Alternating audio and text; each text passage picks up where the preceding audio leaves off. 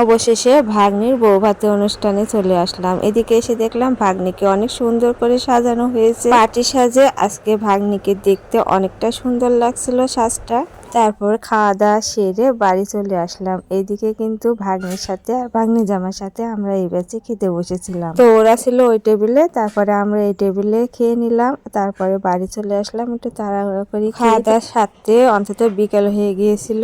আর এই তো রাজশাহী শহরের উপর দিয়ে আসলাম। আর রাজশাহী আর এখন হচ্ছে সন্ধ্যার আগ দিয়ে, সেজন্য পুরো রাস্তাটা ফাঁকা ছিল, সেজন্য রাস্তার দৃশ্যটা দেখতে খুব সুন্দর লাগছিল। আসলে আমাদের রাজশাহী শহরটা অনেক সুন্দর পরিচ্ছন্ন। তো এদিকে তো তেমন আশাই হয় না, মানে রাজশাহীর এপার আমাদের ননদের বাড়িতে। তো এদিকে এসে খুবই ভালো লাগলো, কয়েকদিন আর যেহেতু সবাই মিলে একসাথে ছিলাম, দিনগুলো খুব ভালো কাটলো। কেমন লাগলো কমেন্টে জানাবেন। আর রাজশাহী শহরে সব থেকে বেশি ভালো লাগে রাতের এই দৃশ্যগুলো দেখতে, দেখে কত সুন্দর লাগছে। আর এই রিং লাইটের আলোগুলো পুরো শহরটা একদম আলোময় হয়ে গেছে। আর এই দৃশ্যটা খুব সুন্দর লাগে। আমি আরেকটু ভিডিও করছিলাম, আর অনেক সুন্দর লাগছিল এই লাইটিং এর জন্য।